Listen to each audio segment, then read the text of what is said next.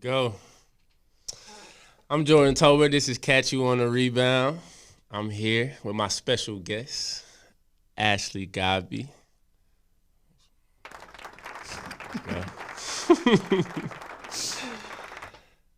Godby from Fort Worth, Texas. Yes. Hometown. We are Fort Worthians in the building. Mm-hmm. All right, I'm going to brag on you a little bit, Ash. Godby is a SoulCycle instructor. Godby is an instructor at Session Pilates as well as Barry's Boot Camp. All while being pregnant right now. Yes, sir. How many weeks pregnant are you? 32 weeks tomorrow. 32 so 8 weeks left. 8 weeks. Mm-hmm. Cool. Nice. Okay. So, yeah, we're going to go right into like exactly what you're dealing with right now in your life. Okay. Tell me about how pregnancy affected your teaching and your instructing. Yeah, it took me, first part, thankfully, first trimester, I was very lucky that it didn't hit me as hard as it hits most women. Okay. But thankfully, before I was an instructor, I danced professionally, and I just was extremely lucky that I never had a serious injury in the past. And so I've never had to deal with restrictions. But the past 7.5 months, definitely I learned about slowing down, that I'm not Superwoman, that I can't do everything, that it's not about me anymore. And I've just had to learn my limitations and listen to my body and realizing that I can't just fix it. Usually I can, ice, elevate, take some Advil and be good in 5 days. Rice. And yeah, exactly. Rice, exactly. But that's not the case. So there's a human being growing. So it is, like I said, it's not about me anymore. So it's definitely been a humbling experience and learning so much about truly this is a blessing, and the human body is an amazing, amazing thing. But at the same time, it's forced my hand to go down other avenues with my teaching to, use my words more with instructing. I can't use my body. I can't demo like that. I have to demo with cueing in different ways and connecting in different ways than physically, which that's all I've known. Yeah. You having a girl, right? Baby girl, yes. Yeah. How does that feel? Because I know with the whole father-son thing, it's like a whole battle that goes on there. What's going through your head knowing that like you're about to have a daughter? I'm super excited. I'm blessed that my mom and I have such a good relationship. So I think that's why Shout out to Babs. Yeah, shout out to Babs. That's why I'm not that nervous, because I really feel like I learned so much from her that, it's all about communication, and I want her to always feel like she can come to me and talk to me about anything. And yeah, I'm not, that's not freaking me out. I know I hear crazy stories about women that are competitive with their daughters or threatened or all these crazy emotions. I mean, granted, everybody's valid for their own whatever situation, but thankfully that's not the case. Like, I'm super excited and can't wait to have a little partner in crime. That's true. And I've met Babs, and you guys do have a great relationship. Yeah. Babs is a teacher, of course, and you teach as well. Yep. Cool. So, I like how you said how, like, you don't want to have that competitive relationship with your daughter. Typically with men, father, son, it's a very difficult boundary, just especially if they do sports or if they do something similar to like what their parents did. It's kind of, most relationships they're either father, son, or coach, player. Right. You know what I mean? Yeah, exactly. In my experience with my dad didn't play basketball, but like he was very strict in a way where it was kind of like player son. We didn't have the relationship to where like I could go to him and talk before he passed, and that's kind of like why I'm doing what I'm doing now, because I don't want anybody that still has their father or has their mother to hold that like resentment. I held like a resentment with my dad. I held a grudge for like whatever reason. And then now, as you know, like he has passed on. Yeah. And that really opened me up. That like changed my life. And that's why we're here now. Okay. Moving forward, you're a dancer. Mm-hmm. Do you still dance? In my apartment. I guess on the bike, you could say. In a way, we dance on the bike. Room. Yeah, we dance on the bike. I dance on the floor a lot now because I can't ride the bike as much as I'm used to riding it. No, I haven't. My last union job I did was probably December of 2012. Okay, it's not too long ago. Yeah, it's not too long ago. Yeah. But yeah, I mean, all I ever knew was dance. I started at the age of 5. Nice. Like I said, I went to Booker T. Washington Arts Magnet in Dallas for high school for my senior year, and then moved to LA right after that and lived in Los Angeles for 17 years and danced professionally for 14 of those years. And that's all I knew. And, you know, by the age of 28, you're considered old in the dance world. And really? you either go to teaching dance from there, choreographing, or you just hold on to your dance shoes as long as you can. But thankfully, fitness just kind of fell into my lap. Honestly, it's crazy that it just kind of happened, and I never thought I would find something that I loved just as much as dance, and I did, and I'm so blessed because I know friends still that are my age that are still holding on to their dance careers because they don't know they just don't know what they want to do because all we ever know. I mean, you can relate. I mean, any athlete can relate. That's all you did. Yeah, I was a dance nerd. I literally danced my whole life. I didn't do anything else. I didn't know anything else. And so that's what made you want to dance? I mean, my mom said I begged to start at the age of 3, but she wouldn't let me start until I started kindergarten. Okay. So I just loved, I just loved I understand. Do you watch the dance shows? The attention. Do you watch World of Dance? You watch the dance shows? I've never watched World of Dance. I watched So You Think when it first started. Nice. I've never watched, what's the other one? I'm drawing a blank. Pregnancy brain. Is it a dance show? Yeah, the ballroom one. Dancing with the Stars? Dancing with the Stars. Never watched an episode of that. I watched Emmett Smith win. I watched his. We got to get Miles on Dancing with the Stars. Right? We should get Miles I can't dance, Ashley. We should get Miles on that. We should. That's funny. That'd be funny. But so I'm just, like I said, I am blessed to have found something, because I never, if you would have asked me 15 years ago, oh, you're going to be on a microphone talking in front of people, I would be like, you're joking, because I was scared to death. Like that just wasn't I was comfortable obviously being in front of hundreds of people, but dancing, not speaking. I was able to use I was able to use my body to express my emotion and passion, and now I'm having to use my words, and I would have never thought. And like I said, when it stumbled into my path, I just kind of I was still dancing professionally and just started to slowly teach, and I fell in love with it. I'm glad you did. Yeah. For those of y'all who don't know, in Ashley's SoulCycle class, you kind of have to like keep the rhythm with class, and you kind of how would you describe it? It's a rhythm-based class. In a way, to me, it is dancing. You're dancing while you're in class. I remember my first SoulCycle class I took was in 2014, and I was like, I got this. I'm a dancer. I did not have it. Really? You struggled? I definitely struggled. Struggled. And that's when my competitive side of me was like, oh no. The same thing happened with me. And that's what happens, is that it really brings like athletes, and it brings in so many different kinds of people into one room, and it's just so cool how we can put our differences and beliefs aside and get in that room and just compete in a healthy way, I guess you could say. Yeah. But yeah, I mean, I would say it's, it's a rhythm-based class. Yeah. We use resistance to help find the beat of the music. We ride as a pack, as a crew, as a tribe, leading with the same leg, and just syncing up and feeling that magic that we create between those four walls. I like that. So just kind of like piggyback up off you said, we're a pack when we're in there. We're together. Everybody is kind of moving to the same tune.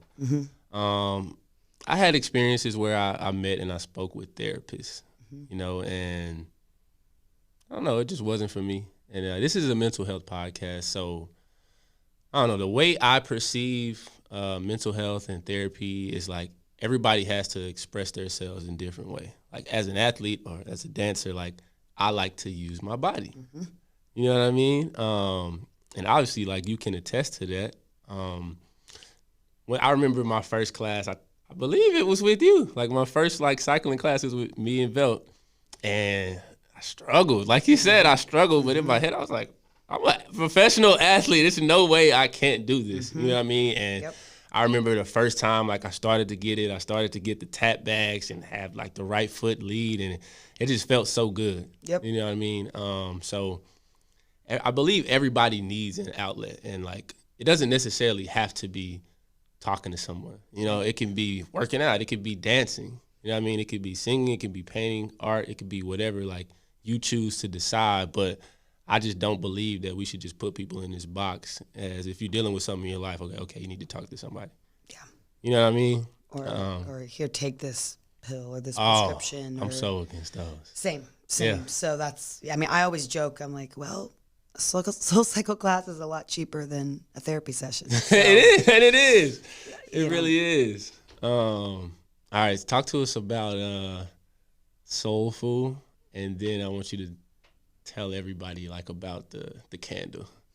Okay. Yeah. Well, I guess there was an SNL skit last Saturday night. I haven't seen it yet. It's about SoulCycle. I don't know. Really? It's I don't know. I think part of it is about the candle, which is so funny. Because I did have an instructor that I teach with, at Session Pilates that asked me literally probably 2 or 3 weeks ago, what does the candle mean? You just have and to it's go. not like they sit us down in training and tell us like about the candle. There's definitely not a chapter in our manual about the candle.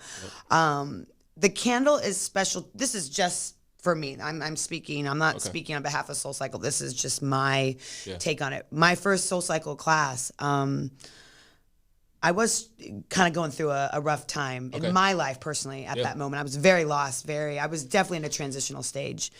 And I remember my best friend asked me, like, just in the moment, like, what's something that you've always wanted to do that you've never done? And I love that question. She just was like, "What is it?" I love that. And I said, "Take a SoulCycle class." It just came out. Really? I can't. Still to this day, can't explain what made me say that. Because they had probably been at this point in Los Angeles for 4 years. Okay. Maybe. I think they opened. No, they might have only been there for.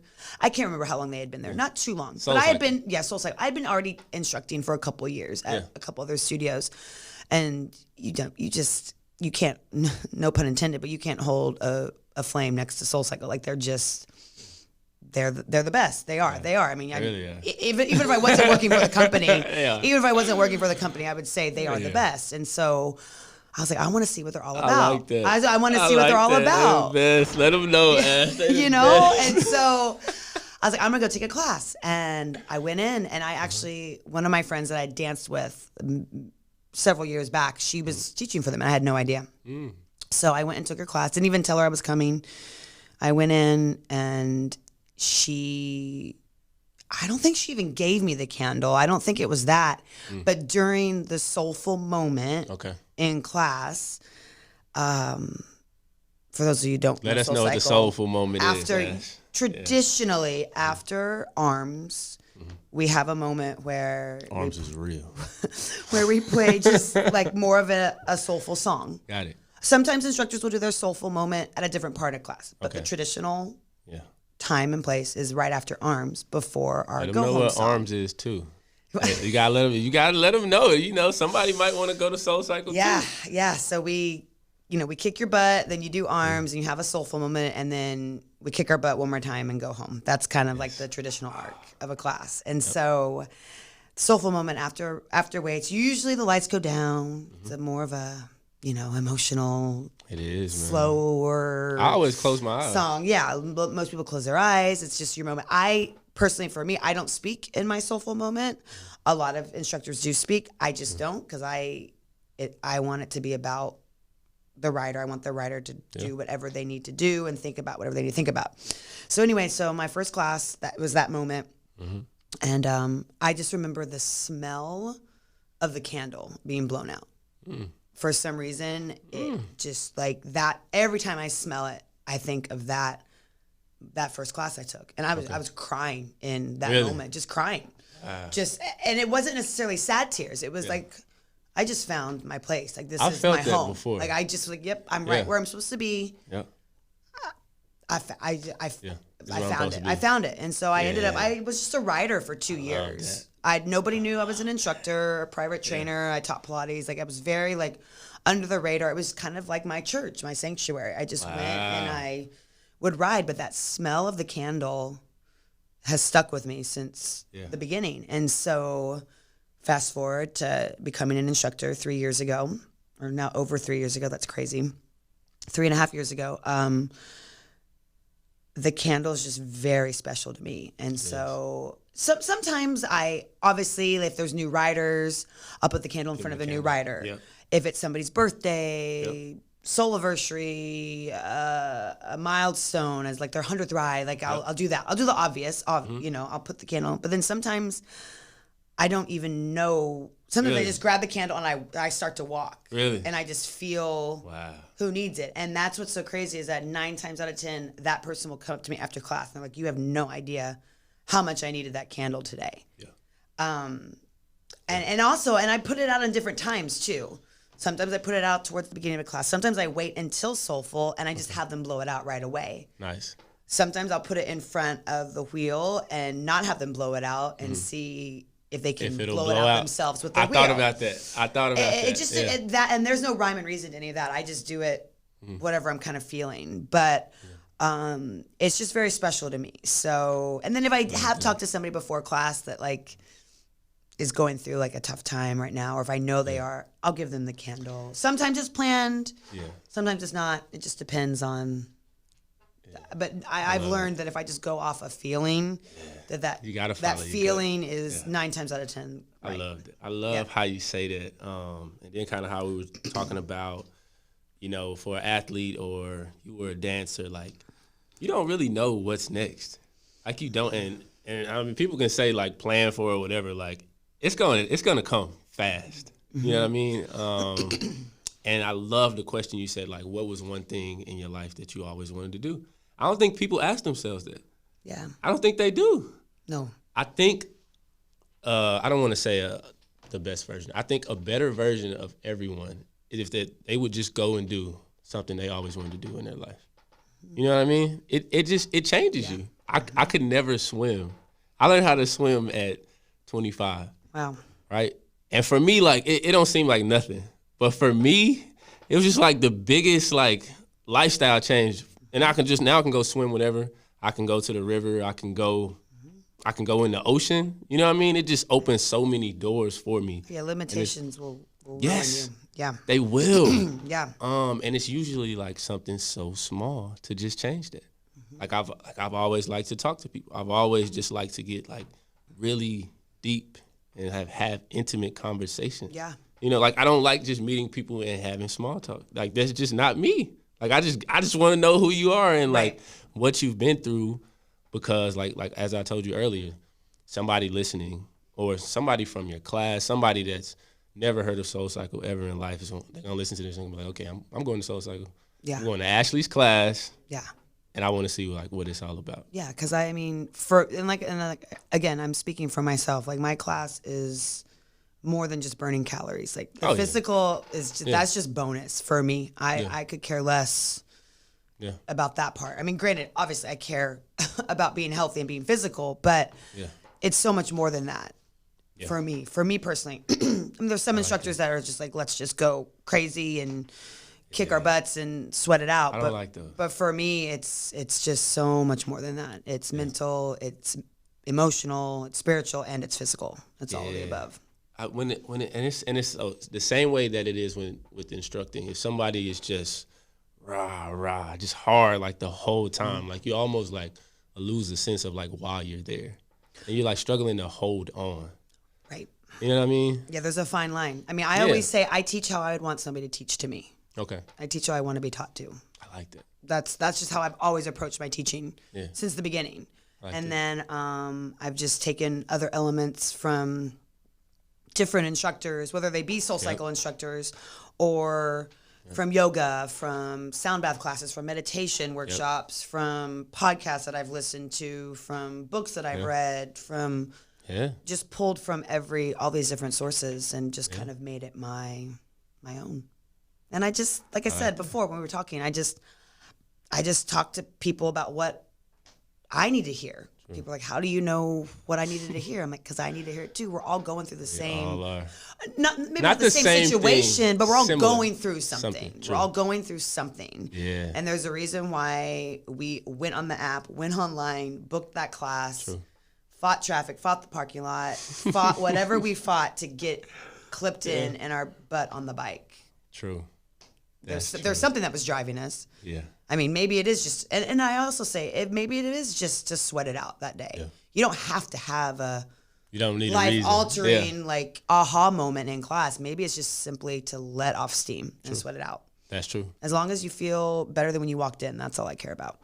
Have you had a moment, and you don't have to list, like, anybody's name or anything, where somebody came up to you and it was just, like, what they said to you or, like, whatever it was that made them come say something to you, just kind of like almost like dropped you to your knees. Like you just 100%. Couldn't believe it. Oh yeah, I mean multiple times, and I always hear it when I need to hear it. The second that I'm doubting myself, or that I'm like, whatever doubts I have, whether I'm like, what makes me up on this podium being able to say these things, like just whatever doubts I have, and then somebody will come up to me and say, I'm so thankful for social media too, because even if people are shy to say it to me after class, they'll write to me after class. They'll write me a message. And whether it be someone's father had passed away 4 months ago and said, I have not felt like myself until your class tonight. And and of course now I'm like, you can't mess with a pregnant woman's hormones right now. Like, it had to feel good. And I was like, I always say, I don't let anybody cry alone in my presence. So, I'm just like, it was I just need to hear it. It's crazy how like the universe is like, nope. Okay, Ashley, stop doubting yourself. Squash that. I like that. And so, I'm blessed that, and I'm grateful that my riders feel comfortable enough coming up to me after class and saying those things. And I love that. You said the universe. I love that. That's why I do what I do. I mean, it's just the impact and the change that, and the human connection that we can have in such a, you would think if you're an outsider looking in, such a simple thing, but it's way more complex. Getting on a bike for this. Yeah, you're like, it's serious. Yeah, you're like, you're in, and I always joke, I'm like, people, like you're in a room with on a bike that goes nowhere, but I'm like, but you have no idea. It takes you everywhere. Yeah. That's the thing. Like, I believe in like the universe. I believe in manifestation. Like all of this is manifestation. 100%. You know, like I've always wanted to do something in entertainment or I always just wanted to do a lot of different things. That's why like when I started to do SoulCycle, I started to do yoga. And then I started to do Rise Nation, and now I'm here speaking, which is something, I think it was my junior year at Texas Tech. I took a speech class because I couldn't speak. Like I would never answer questions in class when I was in school because like public speaking terrified me. Yeah. You know what I mean? And then I took a speech class and like I just told myself, this is what I tell myself now, like if I'm afraid of something, I just go do it, like whatever it is, because the longer you like put it off, the more a hold it has on you. So anything that like frightens me, like I just go do it. You know what I mean? And I just wish more people would like be like that. Yeah. You know what I'm saying? But a lot of people are like stuck in their ways and stuff like that. Oh yeah, for sure. Yeah, people stuck in their ways. Okay. You said you listen to some podcasts, you read some books. You got to give us some names, some authors. Oh gosh, you're gonna make my brain work right now. Yeah. The Four Agreements. I've read that. Yeah. I read that. I like that one. I love those. The Badass. What's it called? You're a Badass. You're a Badass. I like that. I liked that one. Some people disagree with that, but I liked it. It spoke to me, and I also I think there's some books that I didn't like that other people were obsessed with, and I think if you're just not, you have to be at a certain place. Yeah, you gotta be in the right state. It's like watching a movie. I mean, some movies you're like, ugh, really? But then like other people, it was life-changing for them because they needed to hear whatever message that movie gave. What's your favorite movie? Oh, favorite movie.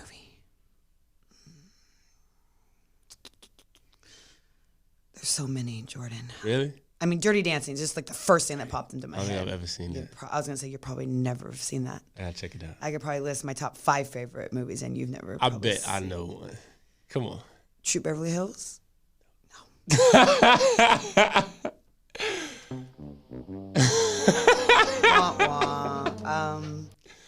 No. Let me try to think of like a new movie that I've seen in the past like 2 or 3 years that I really liked. Oh, the movie with Kevin Hart, The Upside. Did you see that? I love that one. So good. That was so I could watch that on repeat. Yes. Bohemian Rhapsody. I love that one. I like that one. Yeah. I didn't know Queen. Yeah.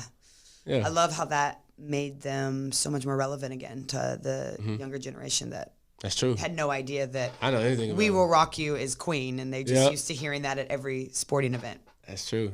That's true. Like I'm like, thanks to YouTube and commercials that all the 80s music everybody really knows. They just have no idea that. Ashley's an 80s baby. I am. Yeah. Oh. So.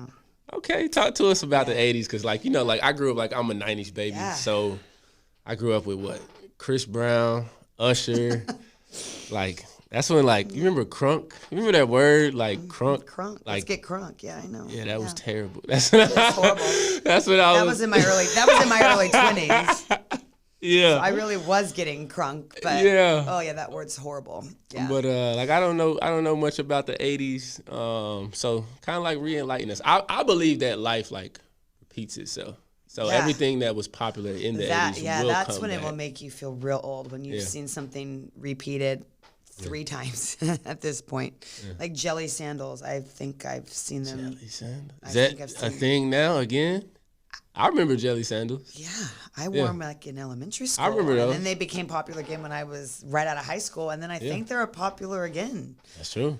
I don't know. I can't keep up. Okay. No, the 80s. I love the 80s. I mean, I was young in the 80s. I was born in 81, so I didn't really like live my high school early 20 years in the 80s. But I love it. But yeah, I mean, but then it's just, and it all comes back to music for me. Like, just, I love how it can take you right to a moment. Music. Yeah. Of course. Like you just said, Chris Brown and Usher, and it just like triggered moments for me. Yeah. And that's what I love, that I'm able, even though I'm not dancing anymore. Yeah. I'm still able to connect with music and perform in a sense. Okay. Even though it's completely different what I do now, but you still perform. I'm still performing. That's not easy, Ashley. I don't know. I'm gonna brag on you. Like, it's not many people that can just get up there, and not many people can stand in front of people and lead them. You know what I'm saying? Yeah. So I'm gonna brag on you, because that's not easy. It's not. I don't know if it's not easy. And see, it's just so natural to me. I don't. Yeah. I don't realize it. Yeah, because you've done it, and like that's all I've known. Yeah, that's not easy. Yeah. You know what I mean? Yeah. No, and I mean, don't get me wrong. Like, my first ever spin class in 2010, I was terrified, and I'm sure it was horrible. I can only imagine. Yeah. Like I said, putting a microphone in front of my face 10 years ago, I would have never. True. Never. And that was just not my personality. Yeah. I just never was one to speak up in class or to give the toast or give the speech or speak on camera or whatever it takes practice, like anything. The only times I would do it when I was like being a class clown. You know what I mean? And then the teacher would tell you to like get up and like read something, and I'd be like, no. Like it's no way I'm doing that. Right. you talked about music. Like I love music. We can talk music all day, and I really want to like pick your brain about music because I love all genres. I love everything about music. For me, so me and my dad, like that was one of our connections that we had, like music. He had kids nowadays don't know what CDs are, but he had this big like CD collection, and we would almost like fight over some of the CDs. You know what I mean? So like I had my little CD collection. His was way bigger than mine, but you know I would like take some of his. You know what I mean? And then slowly he kind of found out, but that was kind of like one thing that we could always just like connect on, like music. And like you say, like music will like put you in a place. Like it'll take you back somewhere, but it can also take you forward. Yeah. You know what I mean? Some certain songs, like I'm sure everybody's felt this, like certain songs just like, they just touch home. You know what I mean? Yeah, so like, what are some records or some albums or artists, you know, that really just like resonates with you?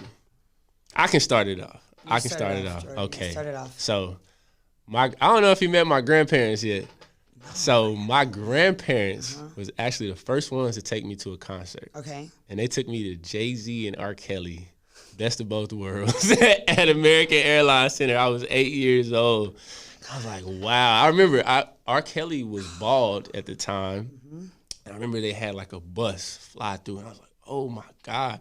And he had that song. I don't know if you heard that song, I Wish. Of course. And I cried. Yeah. I cried when I heard that song. I was like, wow, like this is real. This is like really powerful. Yep. And like, yeah, like music really does it. Like it takes me. Now if I hear that song, like I can't listen to it now. But yeah, like music really You can't listen to it because it's just too much? Yeah, it's kinda Or it's cheesy to you, or it's just too much. Or it's both. like, nah, it's not cheesy. It's just too emotional. Too emotional. Yeah. Yeah, certain stuff is like too emotional. Yeah. Like Whitney Houston, I Will Always Love You. They played that at my dad's funeral. Oh yeah, no. And now it's like, absolutely not. Yeah. I just can't. Like I don't want to go there. You know what I mean? Yeah. Yeah. Yeah, of course. Yep. Well, my first concert, this will age me a lot, was New Kids on the Block. The first time they were. I've never listened to them. Yeah, I just was. I think I was in 5th grade. Yeah, big My fan. mom took me. Yeah. And I remember I got the flu the next day, and I thought and I blamed it on them, and I never listened to their music again. I got sick. I was sick for like a week after that. Isn't that so funny? What you remember? Yeah. It's so funny. But then speaking of CDs, I mean, I had records. I had the Dirty Dancing record. So, yeah, nobody knows what that is. I do. Yeah. So, I'm trying to think like different. I'm trying to think of like an album like start to finish that just like really. Yeah. It's not many of those that you can listen to start to, especially not now. Not now. No. Oh, especially now with iTunes, and you can just buy one song. That's true. You used to have to. That's true. Buy the whole album. The whole album. Yeah. Hope that the lyrics were written inside the. I would read the lyrics. Yeah. Oh, yeah, I would definitely read those lyrics. Yeah, I remember like. I can't remember what the radio station was called in 5th grade. It was the Top 9 at 9, and I would put a tape in and I would record it. Okay. And I would listen, and I remember. I heard she said a tape. Tape, yeah, and I would record it, and I would listen to the word, and I would write the lyrics down on paper. Really? Wow. I'm trying to think. Ice Cube's Today Was a Good Day. Love Ice Cube. What was another? There was a Snoop Dogg song too. I can't remember. And I remember I would listen to most of them with my headphones on, so my mom would know. Yeah. Like the Salt and Pepper. Let's Talk About Sex. That song I would listen to. Did you have to like sneak and listen to music and stuff? Yeah. So my mom didn't know what I was listening to. But yeah, that's like funny. I'm trying to think like in my early 20s, like what artists? Oh, like Robin Thicke. And John Legend and Mashona Digiacello. Do you know that artist? Her album. She's got a song. A lot of the most mainstream song that people would know would be from the movie Love and Basketball. Fool of Me is the name of it. You Made a Fool of Me. Yeah. Okay. But that album. Her, Oh, I'm gonna have to get out and listen. I'm blanking on the name of it. It might have just been Love her name. It was just might have been the album. Might have just been. Her name was the title. I can't remember. But I'm trying to think. But yeah, those were. because that, you know, back then that's when I was only dancing. So music was so powerful to me because I loved jazz, contemporary, lyrical style was my most, if I was going to do it for fun, that's what I chose. Like if I was going to go take a dance class, that's the kind of dance that I would choose to go take. Nice. But then like I love me some Celine Dion. And I don't know Celine Dion. I know her, of her, but I don't just, I'm not going home and turning on Celine Dion. And then, but now I listen to all of it. I love all kinds. I love all kinds of music. I'll tell you a funny story. I don't know if you would believe this, but I actually attended a Miley Cyrus concert. Okay. I did. And it wasn't bad. I enjoy her. Yeah, it wasn't bad. But I went to a Miley Cyrus concert. I've been to a Pat Green, you know Pat Green? Yeah. I've been to a Pat Green concert at the Houston Rodeo. So I don't like to just like, of course I love hip hop and R&B. Same. Yeah. But man, like sometimes I hear certain stuff like when I watch Bo Rap, when I watched the Bohemian Rhapsody, I started listening to Queen and I was like, wow, like the different genres, like they have a different effect on you. It's just, for sure. You know what I mean? Like I remember my dad had like Sting and Pink Floyd, and I was like, you really listen to this? Because he wouldn't sing it around the house, but I was like, okay, you try to be low key with it, okay? Yeah. I respect it, but music has such a powerful effect. And what you can connect with, and like you said, you could talk about forever. I mean, maybe that's just you. Yeah. Two of us that say we can talk about forever, but I feel like that's the general consensus. Okay. All right, so this is kind of like off track, but for the longest I was constantly kind of like searching for like a person that like I wanted to be, like somebody that's like famous already or successful. I was like really like searching for somebody that kind of like looked like me, like personified everything that I wanted to be, and I just kept like letting myself down. You know what I mean? Like most people. When I was in school, they told me I looked like Fabulous. So I was like, all right, I'm going to put the hat on. I get Fabulous and Paul George, like on a daily. I could see Paul George before Fabulous. I don't see Fabulous, though. If I put this hat and these shades on, I got it down. Like, I got it down to the T. But they told me, like, Paul George and Fabulous. And I was like, all right, like, I either have to be an athlete or I have to be, like, a rapper. You know what I'm saying? Yeah. And then, like you say, like, I love, like, so what I do now is like I love like people that I like, actors, entertainers, musicians, whatever. If I like someone, like I'll listen to their podcast, listen to their interviews. I want to know how they think. Right. I want to hear, you know what I'm saying, like what drives them. Matthew McConaughey, the actor, he was accepting an award, and he said, obviously outside of his dad, like his biggest idol or his biggest like influence was like who he would become in the next 5 years, who he would become in the next 10 years. And I was like, wow. You know what I mean? Like, for me, it was like, just thinking back to some of the things when I was younger that I felt like, man, I'm never going to be able to, like, get past this stuff, man. And then, like, here I am today. You know what I'm saying? So that's how I think about my life. So I think of it, now I think of it in, like, years. So now it's, like, 5 years, 10 years, like who will I be in like when I'm 30, when I'm 35, right. When I'm 40? That's how I look at it now. Like I know I'm gonna be better. Right. I may not be like completely better, but I know like what I need to let go of. I know what I need to embrace, and like now like I just want to be a better version of myself. Right. You know what I'm saying? Yeah, I mean that's I used to compare myself so much. Yeah. And comparison is a thief of joy. Oh, yeah, and limit myself so much, and I'm so grateful that I didn't have social media when I was between the age of 18 and 25. You didn't have to look grateful that I didn't have that because, oh my gosh, it would have ruined me. It would have. But the second that I stopped comparing and just, like you said, just trying to be the best version of you, all of a sudden it just aligns. It just, when you stop suffocating it, when you stop putting so much pressure or... Because you're not Paul George or Fabulous. Yeah. Like you have nothing to do with either one of them. Yeah. You know what I'm saying? I mean, you know, people say, "Oh, you look like so and so." You look like I'm not gonna be like, okay, well, I guess I have to be that person then. True. because you're not going to be. Yeah. And the second I think that you let go of expectations and just like, you know, release patterns, you know, and just let it unravel and just let it align. And it's true. I mean, granted, I'm still, you know, I mean, I still struggle. I still have my weak moments where I do catch myself on always will struggle. Instagram comparing. Like, it's just, we're humans. That's like, true.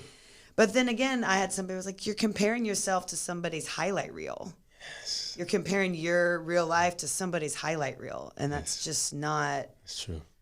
Because, I mean, I'm not huge on social media, but I do it because of my work. And you're getting my highlight reel is what you're getting. True. You're getting my best moments. That's true. I guarantee you I had, you know, 10 photos of the same photo, and I went through every one to see which one I liked the best before I posted it. Okay. And that's not real. I mean, it's real, but it's not when other people are like, oh, when you compare, then you're just comparing yourself to, like I said, somebody's highlight reel. So True. You know, like I said, it's, you know, you can, you know, let go of it, but then obviously sometimes you have your weak moments. But if you stop comparing, then you'll be a lot happier, I can guarantee you.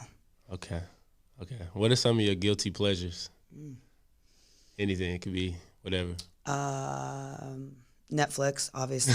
What you watching on Netflix? Right now, Queer Eye. I know I'm like 4 years late. Oh, Queer Eye? Queer Eye. It's the show with these, they call themselves the Fab Five.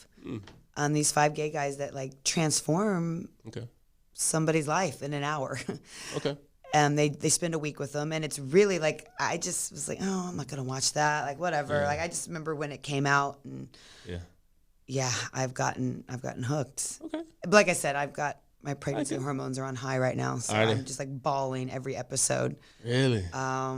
But yeah, I love my recorded television for sure, because I just love to be able to, when it's my downtime, it's my downtime. I don't get much of it. True. And I know in 8 weeks I'm not going to have any of it.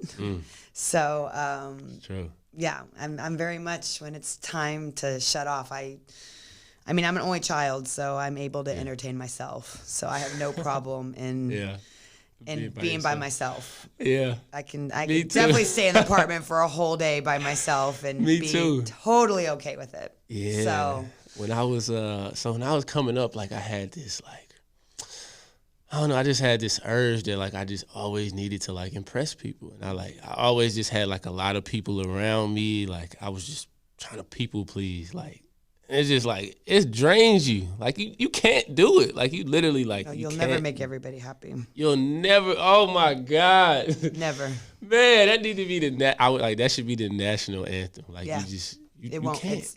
And then the more you try, like you just setting yourself up for failure. And now that I know that, I'm just like, when like you said, you can't make everybody happy. So if I start to like, I should do this, no. No. No, do what makes you happy, I'm telling you. Because you're not going to make everybody happy. So that's true. What's the point of even stressing yourself out about it? Just do you. Yeah. You're in the driver's seat of your life. You can rewrite your story at any time. What you're in control of, you can control. Obviously, we aren't in control of everything. Some things are out of our control, but we can't waste energy on that. Okay, so let's go into, this is the next stage of your life. Like you're going to be a mother. You're going to be a mother. One thing that I didn't realize when I was a kid is that, okay, my parents, they had a relationship before the kids were born. And we just always thought like it was all about us. And then it wasn't until now that I realized like, okay, like mom and dad are together and we're their kids. But before they had us, they had a relationship of their own. And I think that like sometimes like kids can like really get in the way of that. And like parents just get in this mode to where it's like, we're just gonna do what's best for the kids. And it gets too far to where like they forget about themselves, and it kind of like drives wedges and stuff up in there. Have you thought about that at all? Of course. I mean, yeah, we've already discussed that she's not sleeping in the bed with us. Really? She's not gonna do it. Okay. No matter how much she cries. No, because I slept in the bed with my parents. Did you? it messed me up a little bit. Like it was also just separation anxiety. Like I just couldn't leave my mom, and I want our daughter to be independent. But then I also, like you said, you want mom and dad to have their time too. Yeah. And kids don't understand that though. They don't. Oh, they don't. When you finally realize your parents are human beings, like, oh my gosh, you're not a parent, you're actually a human. Yeah, you're a person. Yeah, you're an actual person. Like when you see a school teacher outside of school. Yeah, that's true. It's like you're a human. You don't just live it in the classroom. Yep. I like that. Yeah, it's just all about balance. I mean, honestly, it feels like my life is about to start over. That's what I've been feeling. I'm like, wow. Yeah. Like I feel like I'm about to just start from scratch again, which is exciting. With what you know now. But with what I already know. Which is amazing. Which I couldn't, I mean, hats off to young parents, because I could not have done this any earlier in my life. For me personally. Okay. I just was so selfish with my career. Okay. And just so selfish with my life that I wouldn't have been able to, because like I said, it's not about me anymore. And I don't, I mean, obviously if it would have happened before now, I would have, you make it work. Yeah, you gotta make whatever work. But everything happens for a reason. And there's a reason why I am not having a child until now in my life. Because now I'm like, okay, I've done everything. Like I've experienced everything so far that I've needed to experience. Like now it's ready for the next chapter. That's good. You should write a book, man. in all my free time. Yeah, you can do an audio book. True. Yeah. I mean, we pretty much covered everything. Like I'm so grateful that you came here. Thanks for asking me. Oh, of course, man. I got a lot of respect for you, Ash. Thanks, Jordan. I could leave with anything. Yeah. Okay. So like I said, we have these periods in our life. So moving forward to that next chapter of your life as a parent, what is something kind of that you will want to do as a parent? Have you thought about that? I just don't want to screw it up. That's what I've thought about so far. I just want to create an environment for her where, like I said before, where she can feel comfortable coming and telling me anything. Yes. But obviously still being a parent, not her friend. Not her. Woo, hey, that's that motherly instinct, right? I'm not your friend. Right? I mean, obviously we want to be a cool mom, but still obviously discipline, kids responsibility. Need boundaries. They respect that. That's true. They do. They need a schedule. That's true. They do. They respect it. Yeah. They do. Even if they cry about it the whole way through, at the end, they'll appreciate it. True. You know? True. So, I just want to make it fun. It fun. And obviously there's going to be lows, but there's going to be highs. And it's not going to be perfect because that word doesn't exist. It's just going to be crazy. I remember I asked somebody, like, once they're born, like, do you look at her like that's we created that? Like, you know what I mean? I remember talking to somebody the other week about that. She's like, oh yeah, I remember sitting in the hospital room just like looking at her sleeping. Like, that's I just did that. Yeah. It's just crazy. Like, it's just this whole experience has been. I can't imagine. Just mind blowing. Like, just when you think you have it all figured out, I'm like, wow, I have nothing figured out. But like you said, new chapter, but I already have 38 years of what I've learned so far. Wow. Yeah. Thank you, Ash. Thank you, Jordan, so much. This is Catch You on the Rebound. I had the wonderful Ashley Godby as my guest today, and that's all.